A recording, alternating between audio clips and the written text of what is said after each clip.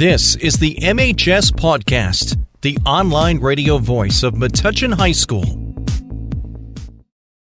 Hello everyone and welcome to the final edition of the year of the Metuchen High School Podcast, the online radio voice of MHS. I'm Eddie Kalegi. A busy double-length show today. After the school announcements, we'll be joined by Metuchen Mayor Jonathan Busch about the inner workings of his job, along with all that's new right here in the Brainy Boro. Then, per tradition, part of our school year finale includes an interview with Vice Principal Ms. Paredes. Then in the second half of the show, Josh Hyman and I will delve into the end of the Metuchen spring sports season, and finally Jersey Bearcats head coach AJ Roque joins the program to discuss the team and promote their upcoming playoff game right here in Metuchen. But before all that's to come, here are the announcements from Sarah Terracina. Thank you, Eddie.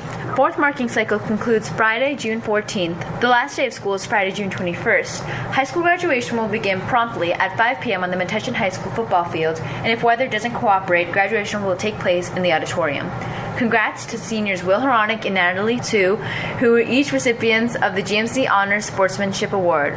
Also, congratulations to any MHS student or faculty member who received a STAR Award back before Memorial Day weekend. That's all for announcements for the school year. Back to you, Eddie. Thank you. Let's move on to our interview with Mayor Jonathan Busch. Continuing here on the Metuchen High School Podcast, the online radio voice of MHS, I'm Eddie Kalegi. Our next guest has risen the ranks to become the mayor of Metuchen. It's a pleasure to be joined by Jonathan Busch. Welcome to the show, and thanks for stopping by here on a Tuesday afternoon at Metuchen High School. Well, thanks for having me, Eddie. I appreciate the opportunity. So, when did you first realize you had an interest in a career in politics? And talk about your road to mayor. So, it's a great question, and sometimes it's hard once you're in a position to look back and figure out exactly how you got there. But certainly, once or twice you think, what steps you took to end up in the position that you're in. In my case, I actually started when I was not much older than you. I was in high school. I became involved in North Brunswick Township, where I grew up, in local races and local politics there, and eventually became involved with the Democratic Party in town. Ultimately, I developed a relationship with the mayor, the then mayor of North Brunswick, whose daughters I was close with growing up, and I ended up with an internship on Capitol Hill for our congressman, Frank Pallone, who at the time was the congressman for North Brunswick Township as well. He's not any longer, but he's obviously the congressman now for Metuchen, the ranking congressman and the chairman of of a very high-ranking committee in Washington. And so I had the chance to work on Capitol Hill the summers after my junior year and after my senior year on Capitol Hill for Congressman Pallone, which introduced me to all kinds of different issues and policy and politics, obviously, and became very interested. After that point, I went to University of Maryland for my undergraduate degree, and during my time at Maryland, I worked for a variety of New Jersey officials. When I was home from college, was very active in student government, became the student body president at University of Maryland. Worked for Bob Torricelli, who's a former United States Senator, Jim McGreevey, with whom I worked for 3 different summers after college. Even during college, there would be times where I would help him out and work with him. He ran for governor in 1997, lost to Christine Todd Whitman by very few votes in one of the closest races in New Jersey gubernatorial history, but stayed in touch with him after that, stayed on as his assistant, drove with him, became very close with his organization, and then after college went to graduate school, sort of moved out of politics for a while, but politics has a way of finding you later in life. And I think it's interesting you mentioned internships, and since this is a high school show, I got to talk about that because that must have been very key for you, having these opportunities to shadow people in the field you wanted so you could get some experience with them and also get on their radar. Absolutely, and I can't emphasize enough, people need to get paid jobs whenever possible, right? Because you can't just live off your parents forever, and a lot of times your parents aren't even able to help you if you wanted them to, if they wanted to, I should say. You've got to do what you can to take care of yourself. That being said, I found a way in my circumstances to intern, which was not a paid internship. For example, in 1996, after my freshman year in college, I worked on Bob Torricelli's Senate campaign. It was in New Brunswick. It was an excellent experience. We were surrounded by very, very interesting people who ended up into all kinds of positions. For example, the campaign manager then for Bob Torricelli's Senate race was a guy named David Plouffe, who ended up running President Obama's 2008 race, which was known as one of the best grassroots national campaigns in history. So you got a chance to really meet people, learn from them, but it was unpaid. So what I would do is I would work there in the morning, and get there as early as I could, work until the afternoon, and I would work at a pool snack bar in East Brunswick in the afternoon, just so that I can make something to actually live and go out with my friends when I was able. So a lot of people wonder often, what are some of your daily tasks as mayor of Metuchen? So most people realize this, but maybe not everyone, that I'm not actually a full-time mayor, that I'm a part-time mayor. The job in Metuchen is a part-time position. It is a position that is really a labor of love, right? You have to care and want to be interested and involved in the town. It's more than just playing defense. You've got to be out there and actually have a list of initiatives of things you're working on. And that requires dedication and work and lots of meetings and focus and strategy sessions. But beyond that, I'm a full-time lawyer. I own a law firm downtown and actually represent public school boards throughout New Jersey. My firm represents school districts in 18 of New Jersey's 21 counties. So we're as far north as Sussex County, and we're as far south as Atlantic and Cumberland County. So we really span the state. We've got 10 lawyers, including me, working there. And so, while I'm not working my full-time job, I spend almost every waking moment that I'm not with my family or trying to focus on my family. And if you ask my wife, she'll say sometimes maybe I focus a little too much on the mayor stuff when I'm supposed to be with the family, but I guess that's part of the deal. My time is spent, thinking about what's next. What do we have to do to make sure that Metuchen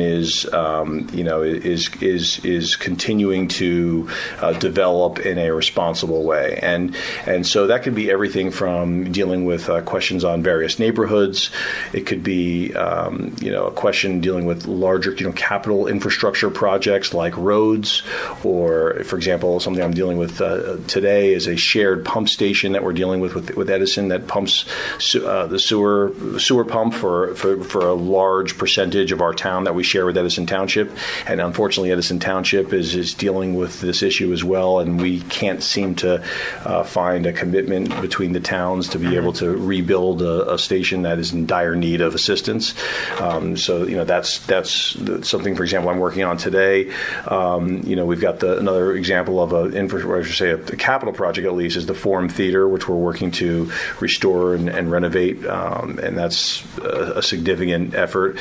There could be issues with businesses or residents who are concerned about something that's bothering them. So it's really, the days are it's such an interesting job, not because you're leading a town, but because you're dealing with people and you're dealing with problems that have to be solved by someone. And so, you're not always the person to solve it, but you can once in a while be able to pick up the phone and say, I'm with a resident. They have a town tree that is overgrown, that is potentially a danger to someone walking underneath it or a car driving underneath it. It needs to be taken down. You call the director of public works, and within an hour or two, it's taken down. That feels like solving problems, but unfortunately, and maybe I'm breaking the news to people who aspire to be in politics, it's not often. Most of the time, it's not that easy. Yeah, but it's interesting how you mentioned about the small town nature, because being a mayor here is different from like Edison, Highland Park. This town is a small community. Everyone knows everyone, and it's almost like more of a connection between everybody here.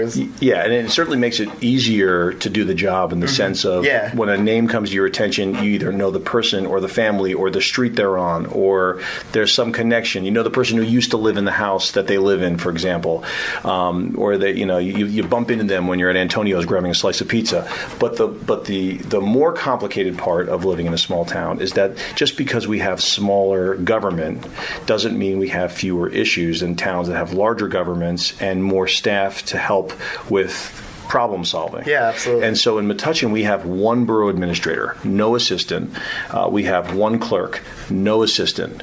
We have, a very efficient and lean staff, in part because our budget's smaller, right? We collect from fewer residents. We collect from very few. Our ratables are much smaller. I know we've got more ratables now than we did a couple of years ago, but we still have very limited resources. Mm-hmm. And that means that our staff is small and it's lean, like I said, and it makes it more. It makes every person in a position of authority have to do more work as opposed to delegating that work, and so that can be difficult. For example, our members of the council, with whom I work every day, and I'm on the phone with at least one of them, sometimes more than one every day. They are very active. They have to be involved. They can't just say, "Here's a project I want to work on to help with bike infrastructure," for example. Can you take care of it and give it to a staff member, as many council people in New Jersey and around the country do? Sure. In Metuchen, the council members actually have to work on the initiative themselves, bring the people to the table, have the meeting themselves, and implement whatever it is, whether it be a required change in the ordinance or something else. The work is actually done by the people in the responsible positions, and so that's the difference. And so you could say it's a smaller position, but I would make the argument to my buddy in Edison, Tom Lanke, who's the mayor there, and say that Mayor Lanke probably obviously has a much larger town, but our job is much more hands-on here in Metuchen. So downtown Metuchen is becoming busier and busier, more and more people. We've got the new developments, Woodmont Metro, some more chain retailers entering the town. Talk about how this part of the town can help bring the community together while also bringing more people into the community. So there's so many different aspects. I've heard so much I've heard so many studies on downtowns and pedestrian-friendly initiatives that at this point, my head wants to explode from all the different, arguments I've heard in all directions. But the most important thing is that Metuchen, really savor its downtown, that we understand the value of a downtown. The downtown is what lured many of us and many of your parents, obviously, to come and move to this community. So having a downtown that is viable, one that residents rely on as well as people from outside, because Metuchen residents are not the only people. Even if all Metuchen residents use downtown all the time, it's the people from the outside that will really help the businesses stay afloat. And so, what we've done with our downtown is really helped focus on it between the development of the Metuchen Downtown Alliance, which is an organization intended to help attract people to our downtown, to help understand what works, what doesn't maybe work in our downtown, and take stock and really, in a business-oriented way, figure out how to help the downtown succeed. So we've developed a couple years ago, years before I became mayor, that was developed, and we've continued to hold events, and whether it be the Moms Love Downtown event held a couple weeks ago. There's a Dads Love Downtown coming up right after the Foos 5 on June 16th, I believe it is, which is Father's Day this year. And so there's a real emphasis on helping our downtown succeed. But the initial concern with our downtown was we have this old-fashioned Main Street, which is just so charming. And although you've grown up here, right, Eddie? But but it's not something that most places in New Jersey have. Not to mention, most of them don't have a 40-minute ride to New York City train station right in the middle of it. So we have this incredible geographic feature, man-made, but feature right in the middle of our downtown, which makes this such a desirable place. But in addition to the old-fashioned mom-and-pop Main Street that we have developed this barbell of sorts. So if you think of it as the Main Street, and then the connector being Woodmont and New Street, which runs across, we've got this other area of town that's really anchored, I would say, by Whole Foods and now the hub, right? The development, which is similar to Woodmont in the sense that it's apartments, but a very different complex. And then you've got your Jersey Mike's and Chipotle, and the Title Boxing, and there's another ice cream store down there. It's really developed into something that is another viable aspect, which hopefully has not, based on the studies I've seen, pulled business away from the Main Street, but helped the entire area become become a barbell, if you will, a more attractive, larger downtown space that's viable. And at this point, we're only a couple of years into it, but things are looking really good. Things are looking good indeed. That's about all the time we have. Mayor Busch, thank you so much for joining us today on the Metuchen High School Podcast. Thanks for having me. Have me anytime. Continuing on the Metuchen High School Podcast, the online radio voice of MHS, I'm Eddie Kalegi. And I'm Josh Hyman. And we're trying to make a little tradition here. For the second consecutive year, it's a pleasure to wrap things up with Vice Principal Ms. Paredes. Welcome to the show. Hello. So, to start off the questions, what are the most enjoyable and then challenging aspects of being a vice principal here at MHS? One of the things that's really challenging is that a lot of times I don't get to really work with kids until they're in trouble, in which case it's not always a pleasant experience. So I think one of the things that's challenging for me is to try to be able to get kids to see that, there's more to me than just the person that deals with all these unpleasant situations, and that, it's hard sometimes for kids to see that if I'm the one giving them a detention, that I still also care about their well-being, and I still also like them in many cases, so that to me is very challenging. Plus, the workload itself, there's always just seems to be a never-ending pile of stuff that needs to get done. As far as enjoyable, it's nice when you can, even if it starts out as an unpleasant situation, it's really nice when sometimes those situations turn out in a positive way, and you feel like you can make a connection with a kid. So that, to me, when I feel like I've really helped a kid, that's when it's the most positive. So do you think, is there anything you would like to change or make a new program where you can reach out to students or talk to students and help their well-being instead of them thinking of you as something intimidating or a punishing force? Is there anything you would like to do to change that? Yeah, we tried something new this year where instead of we're swapping out detentions, we offered community service as an option so that it was less punitive and maybe a little bit more rewarding in some aspects. So we've tried that, and I actually ran one or two of the community service sessions, so I felt kind of good about that. I think we're going to expand on those kinds of things. But it was actually kind of funny. I had to go and get a kid in the band room the other morning, and as I was walking down the hall, the band was rehearsing the Star Wars theme for Darth Vader. Yes. So I was walking down the hall, in the beat with the Imperial March, and I'm like, well, this is great. They're never going to want to rehearse this song again if they do it and I show up. It's kind of like Beetlejuice. You say it enough times and there she appears, but so I just kind of found that to be kind of funny, and I only brought it up because it was very much to the point of what we're talking about. I was like, well, I'm sure it's not the first time somebody's hummed that theme in their head when they saw me walking down the hall, but whatever, it is what it is, I guess. I'm not that mean in real life. It's okay.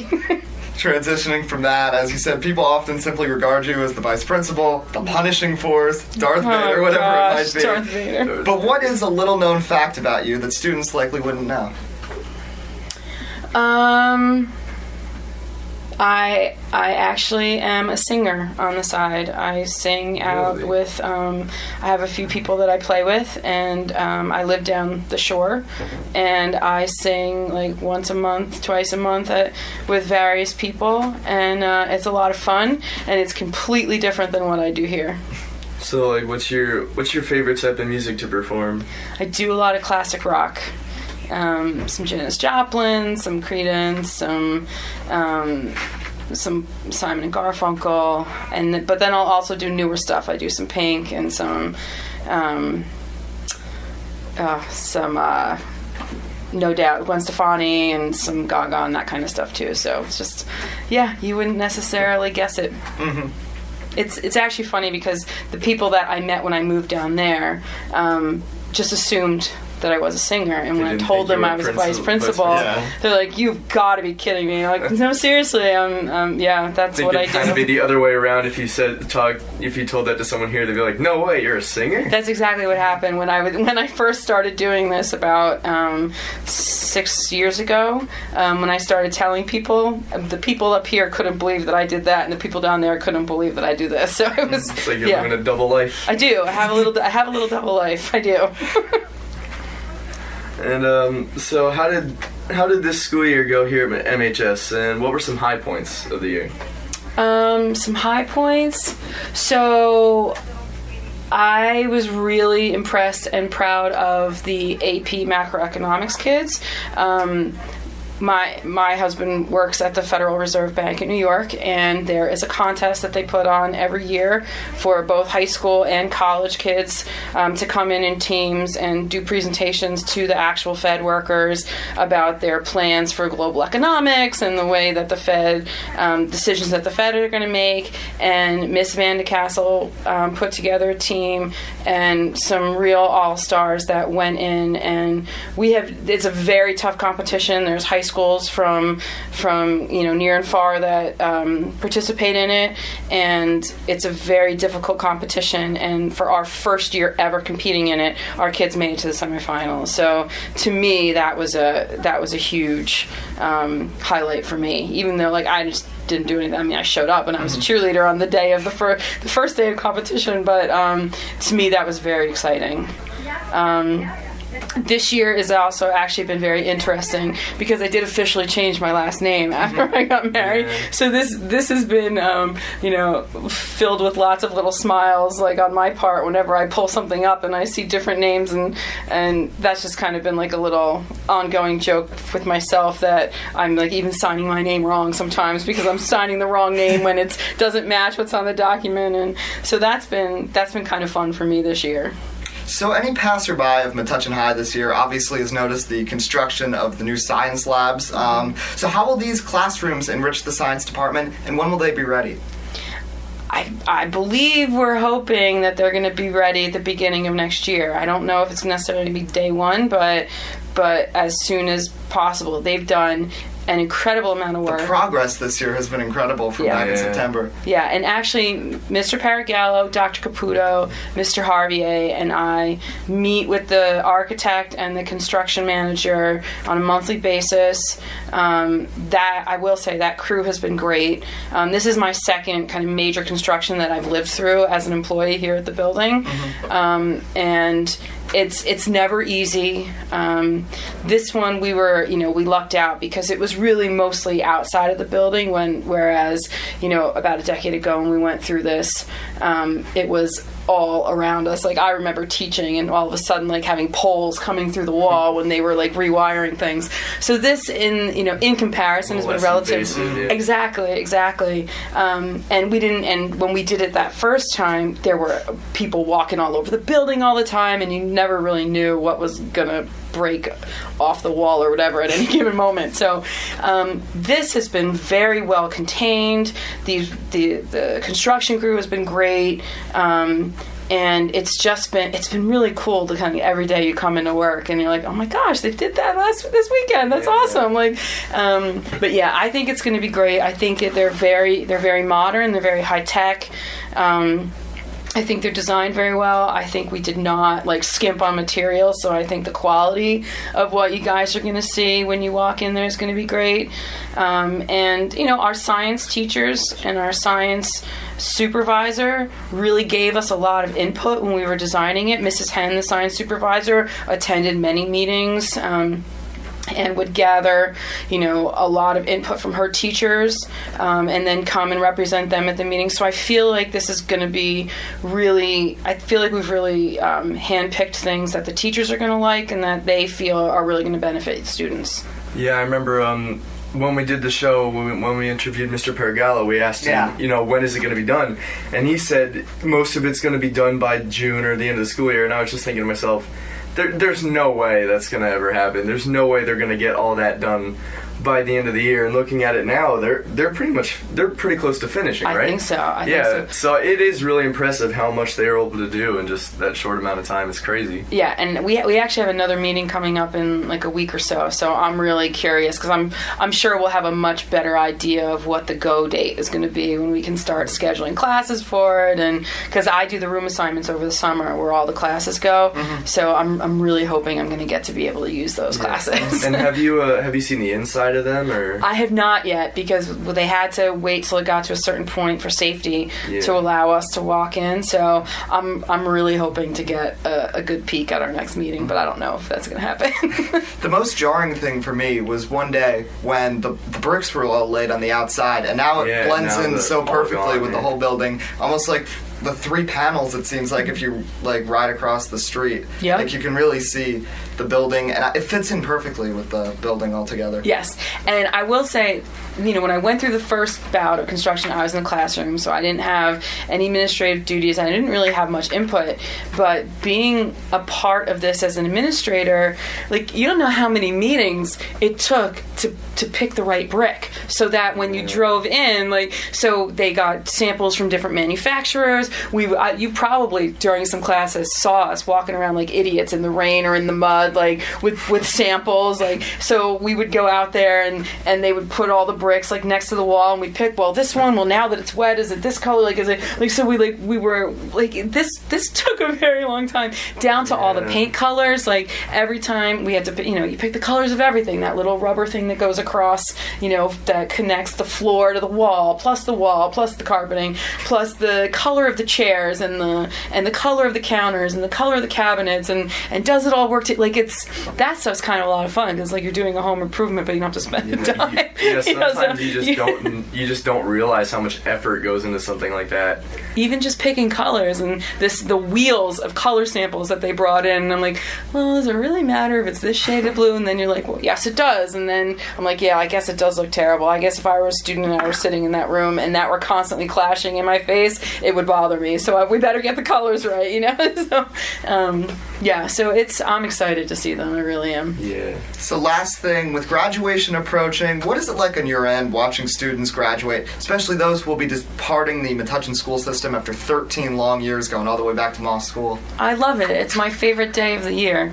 And a lot of times, like, I'm excited for the students, but sometimes just even more excited for the parents, because high school graduation isn't only for the kids, it's for their families, There's a lot of kids that will go on. They might get multiple degrees. They might graduate college 4 times after this with varying degrees. But you get one shot at high school. Mm-hmm. And if you miss it, that's it. You're not walking the following year, and you're not walking in a ceremony after the first semester like you could do in a college if you wanted to. Like, this is it. And parents really, especially a family where maybe the kids struggled, or the family struggled with personal issues. Mm-hmm. It's such a victory, and it's just such it's just such a good feeling when they can walk out of there with their diploma, and they accomplish this, and it's the first real big step in their lives where they can really start to feel like adults, and it's just really nice. It's really nice. I enjoy it. It's my favorite time of the year.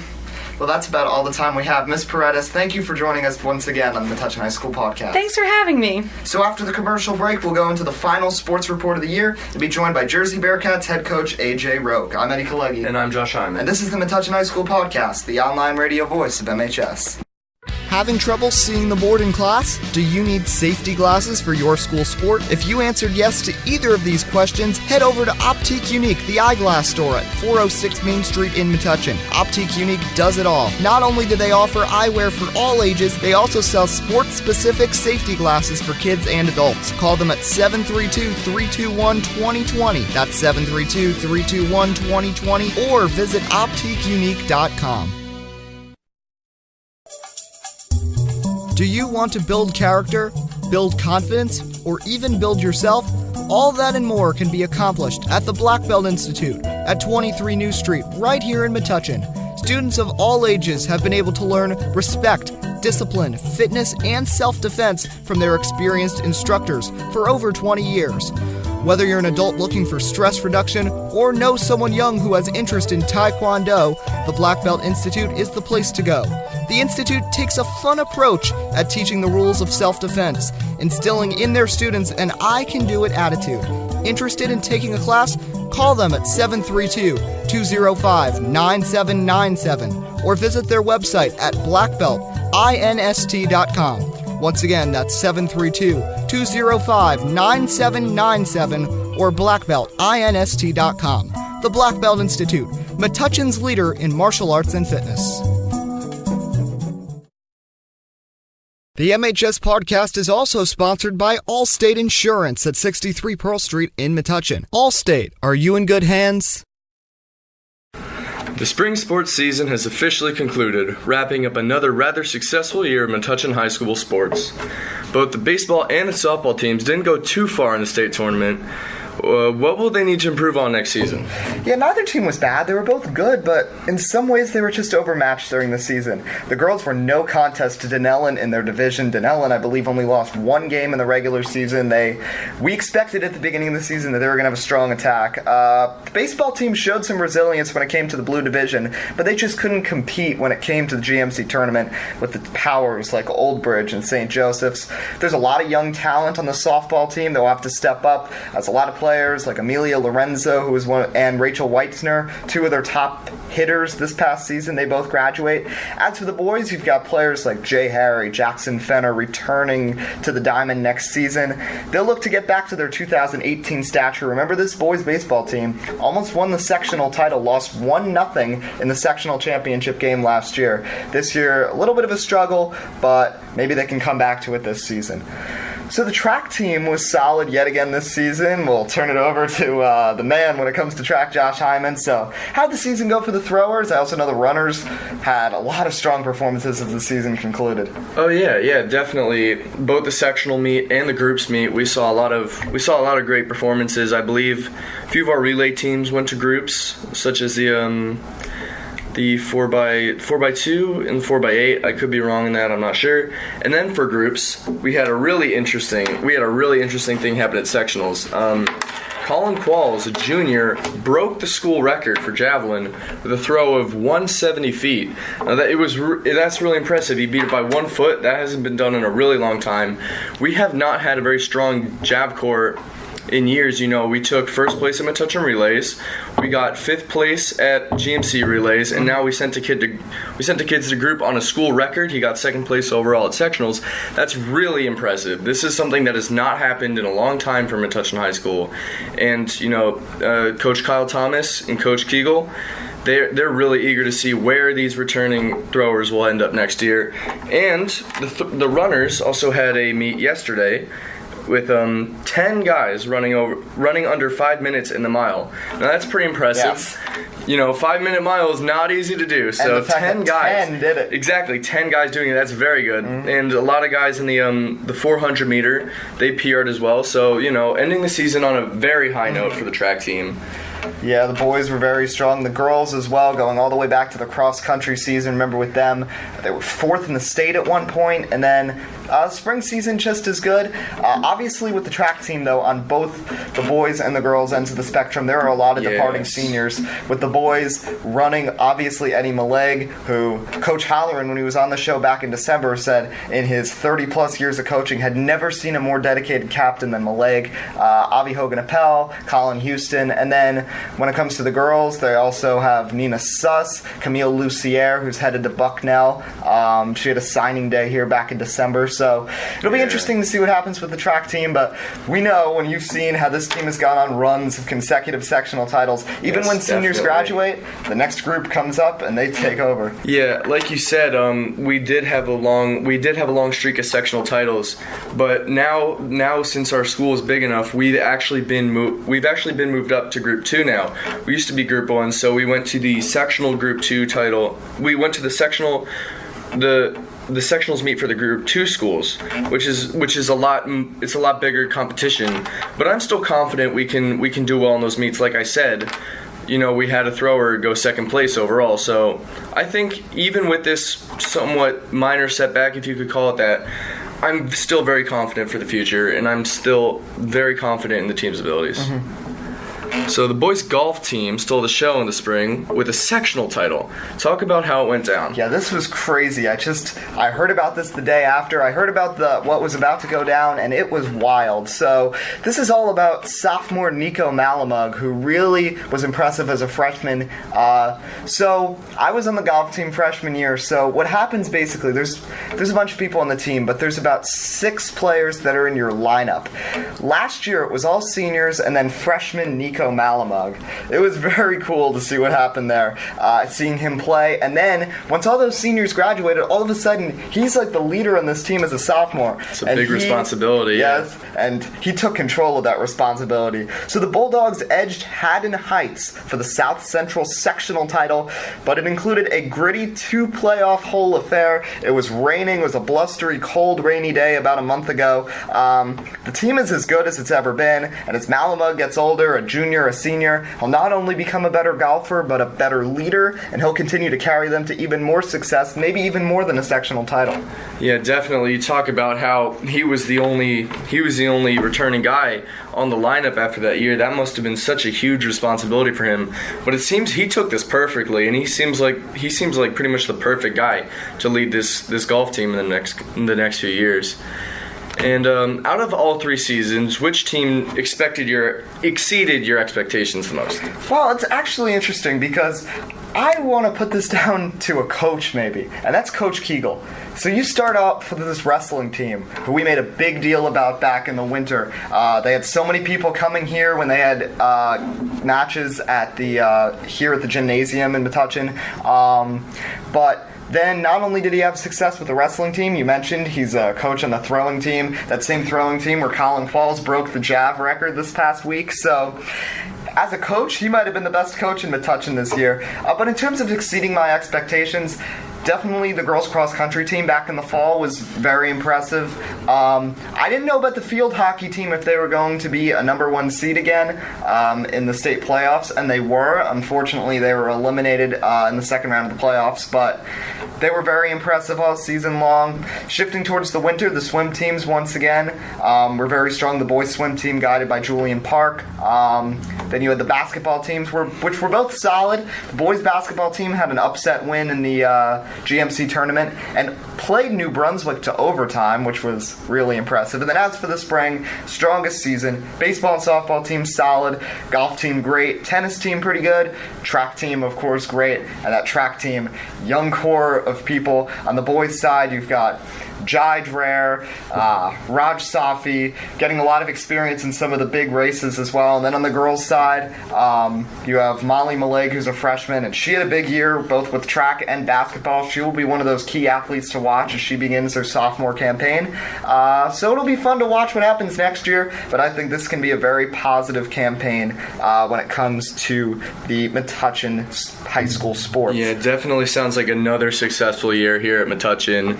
You know, there was a lot of great things this year. There's a lot to look forward to next year. So I'm really happy with what happened throughout all 4 seasons, and I honestly cannot wait until the 2019-2020 year. The Jersey Bearcats, the newest addition to Metuchen's growing culture. Our next guest is at the center of that. It's great to wrap up the school year in an interview with Jersey Bearcats co-owner and head coach AJ Roque. Welcome to the show. How you doing, man? I'm doing good. So you have had a long career on the gridiron that has spanned both arena football and leading New Jersey high school programs. Tell us about how that has led you on a path to the Jersey Bearcats. I started after college when I started and I got into the and then really in New Jersey, there really isn't too many pro teams and developmental teams that stick around, and that's what we're trying to do. We're trying to implement arena football in jerseys. So why not start a team, that's going to be around for a while? Yeah, definitely. So what are some of your daily responsibilities with the team? Playing personnel, recruiting, bringing in talent that can compete.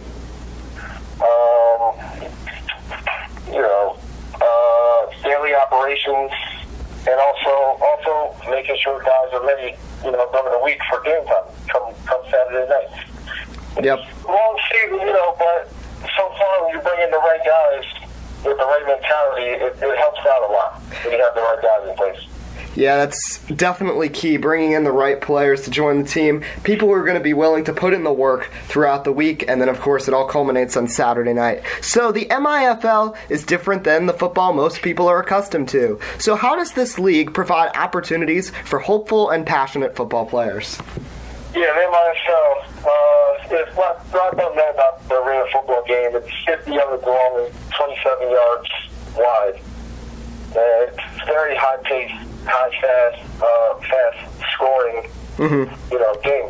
And being in Metuchen, a lot of people have never heard it. They still don't really understand about it, and don't know what arena football is.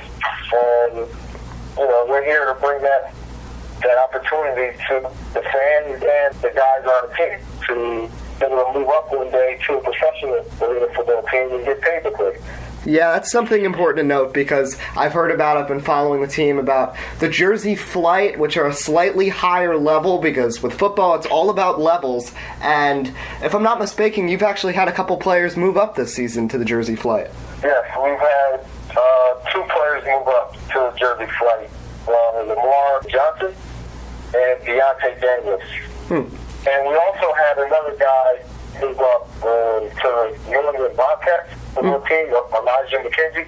Unfortunately, the New England Bobcats folded 2 weeks after playing him. So he's back with us. So, we've had 3 guys move up. And that's what we're here for. We tell our guys, we don't want you here.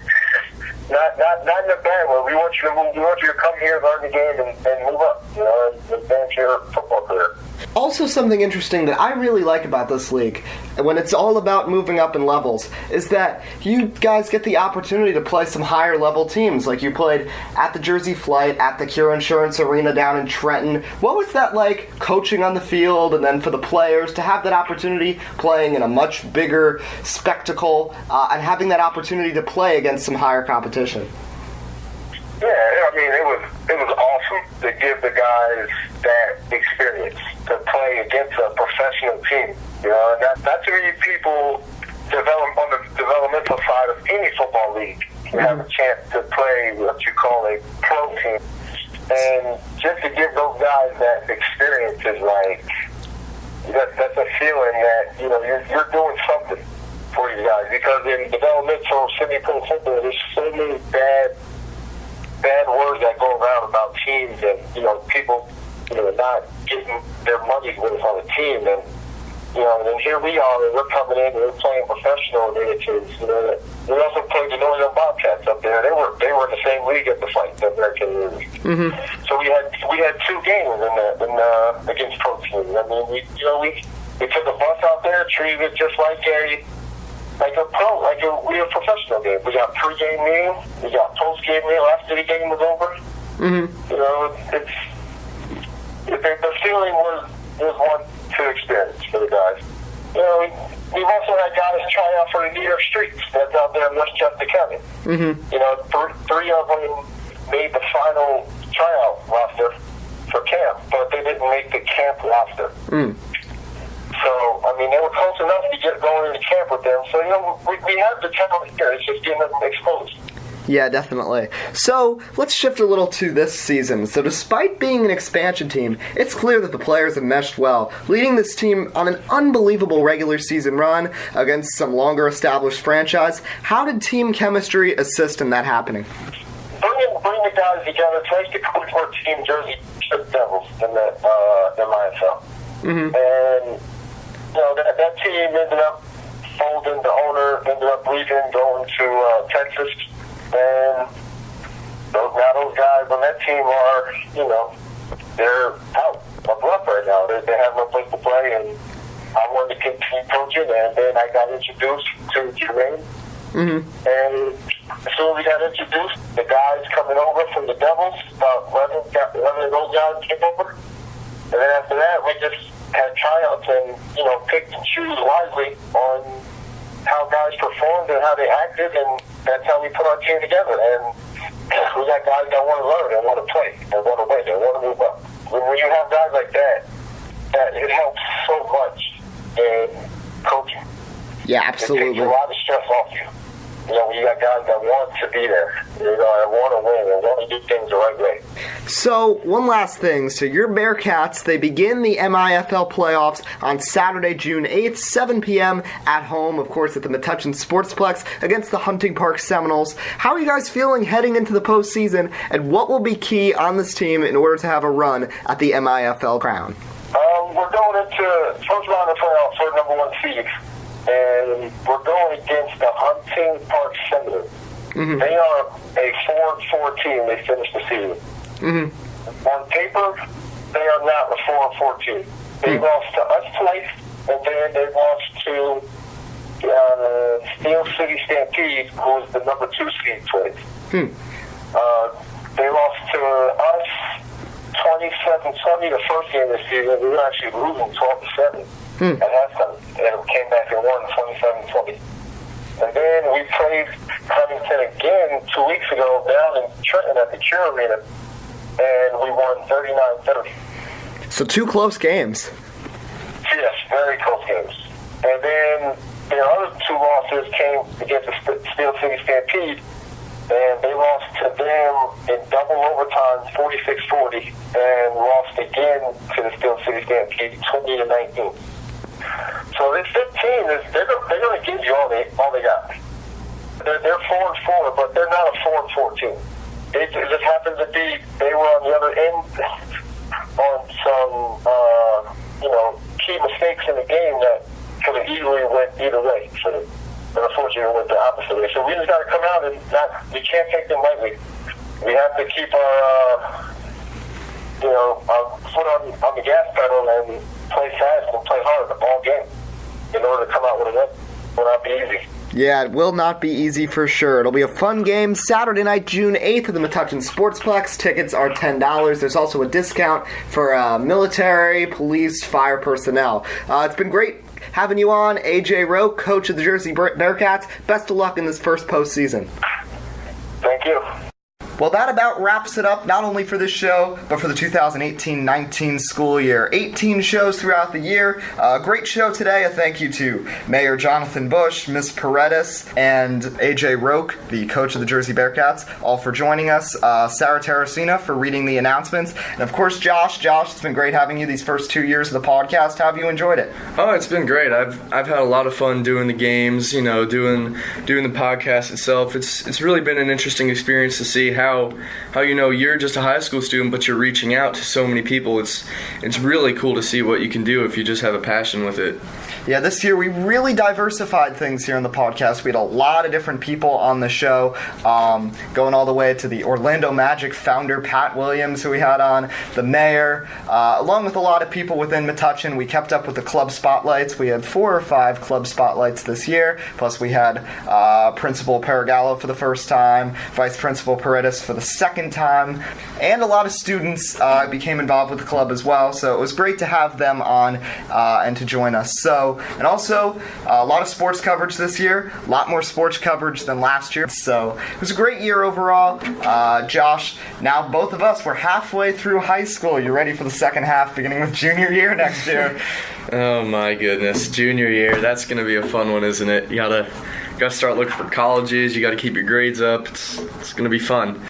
Yes, junior year.